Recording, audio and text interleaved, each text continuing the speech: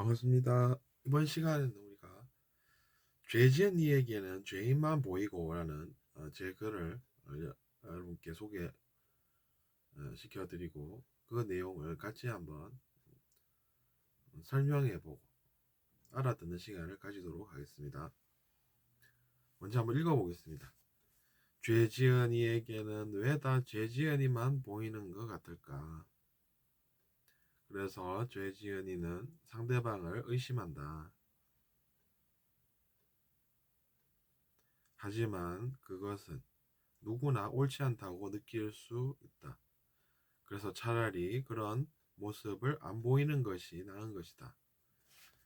예를 들어 강도행위를 한 자가 강도행위 아니냐면서 큰 소리를 오히려 내는 것이다.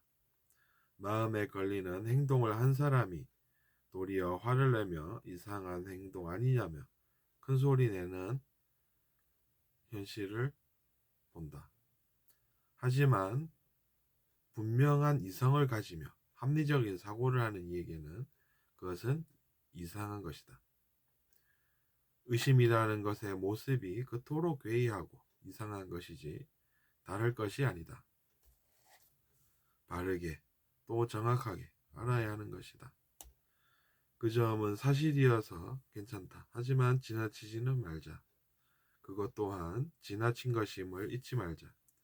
사람이 이상한 사람이라는 동 그의 존재 자체를 비판하지는 말자. 오히려 지나침으로 자신이 고생하게 된다. 잘 배워서 지나치지 않은 행동을 목표로 삼자. 이렇게 해서 보았습니다. 그래서 이 내용을 한번 설명해 보겠습니다. 죄 지은 이에게는 왜 다 죄 지은 이만 보이는 것 같을까?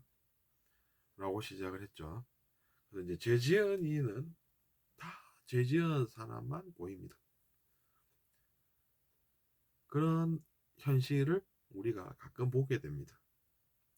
그래서 죄 지은 이는 상대방을 의심한다는 것이죠.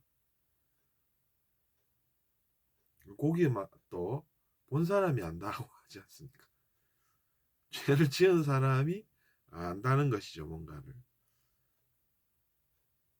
하지만 그건 누가 봐도 옳지 않죠. 그래서 우리는 그런 모습을 보면서 많은 것들을 느낍니다.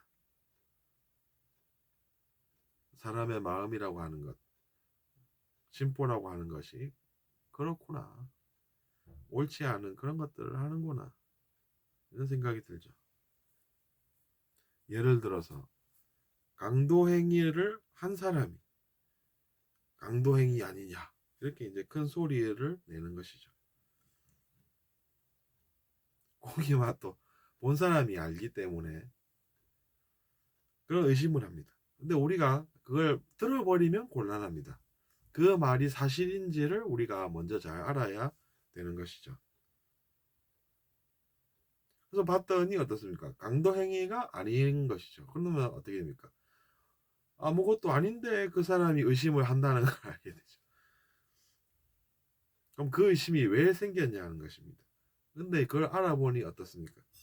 그 사람이 예전에 그런 고기 맛을 봤기 때문에 그 고기 맛을 안다는 것이죠. 그러니까 강도 행위로 뭔가 고기 맛을 본 사람이 그것의 그 맛을 알기 때문에 이제 그런 의심을 한다라는 생각이 드는 것이죠. 아무것도 없는데 그런 이제 의심을 하는 경우가 그런 것입니다. 그러니까 그 사람이 강도 행위는 안 했다는 것이죠. 다른 건 모르겠습니다만 강도 행위는 안 했습니다. 근데 강도 행위 아니냐면서 막 이렇게 어? 홍보를 하고 이러고 있다는 것은 무엇을 봤길래 무슨 팩트를 느꼈길래 그러냐는 거죠. 근데 그 팩트라는 게 어떤 팩트입니까? 자기 자신이 그런 맛을 느꼈다는 팩트가 이제 진짜가 되는 것이죠. 그러니까 그 고기의 맛을 안다는 이야기입니다. 마음에 걸리는 행동을 한 사람이 오히려 흥분한다. 이럴 때는 우리가 정확하게 이 상황이 무슨 상황인지 먼저 알아봐야 되겠다. 이렇게 생각을 해야 됩니다. 그 사람 말을 들여버리면 곤란합니다. 우리도 이제 같이 이렇게 따라서 그 사람 비판하고 그러면 곤란하다는 이야기죠.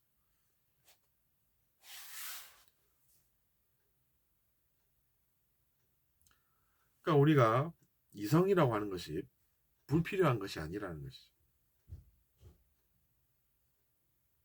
그런 이성이 필요한 것입니다. 그래야 무엇이 정확한지를 알 수 있기 때문입니다. 근데 누군가가 그런 게 뭐가 필요합니까? 이러면 어떻습니까? 우리는 분명히 그런 게 필요하다는 걸 알고 있죠. 이성을 사람이 가지고 있어야 합리적인 판단을 할 수 있는 것이고, 그런데 두 사람이 왜 필요 없다 그럴까? 이런 이제 합리적인 추론을 하게 되는 것이죠. 그러니까 그런 것들이 필요한 것입니다. 그러니까 우리는 필요한 것은 필요한 것이라고 알아야 되겠죠. 안 그러면 그런 생각을 하는 사람들에게 우리가 이용을 당하는 것입니다. 이용을 당하는 것이죠. 여러분, 이용당하는 건 자기 자신에게 뭔가 좋은 것이 아니라는 걸 알고 있지 않습니까? 그러니까 이제 그 사람의 그런 의심을 우리가 이제 있는 그대로 의심이라고 느끼고, 그 사람의 의심이 왜 생겼을까라고 생각하고, 그리고 우리는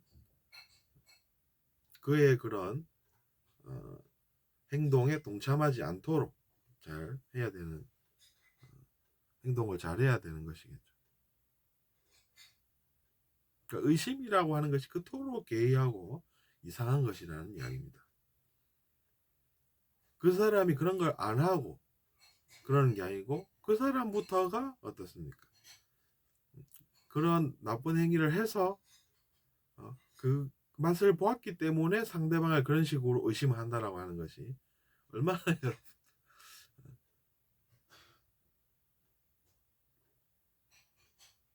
우리에게 이상하게 다가옵니까? 그러니까 이제 의심이라고 하는 것이 그토록 괴이하다라는 것이. 근데 우리가 거기서 또 비판을 지나치게 해서도 곤란합니다. 비판은 그냥 있는 그대로 우리가 이제 보면 보이는 대로 이야기하면 되는 것이지, 지나치면 곤란하죠. 바르게 정확하게 알아야 하는 것이지 다른 것이 아닙니다.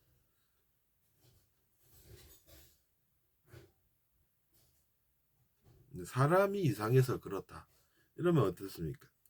사실을 있는 그대로 이야기하는 것이라기보다는 좀 이상하게 이것도 들립니다. 그것도 마찬가지로 어떻게 보면 자기 자신이 그런 뭔가 옳지 않은 비판의 그 맛을 알고 있기 때문에 그런다라고 볼 수 있는 거죠. 그러니까 자기 자신, 즉 그런 일을 보고 지나친 비판을 하는 그 속에서도 의심이 들어있다는 이야기입니다.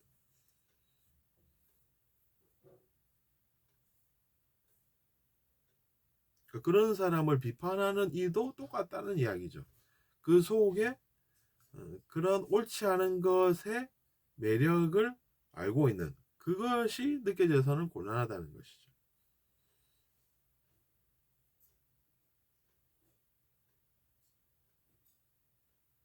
그래서 이제 그런 사람들을 보면서 저는 역시나 나는 진실을 따라야 하지 그런 사람들을 따르면 곤란하겠다 라는 생각하는 것이죠. 왜냐하면 그 두 사람 다 어떻습니까? 옳지는 않다고 느끼는 것입니다.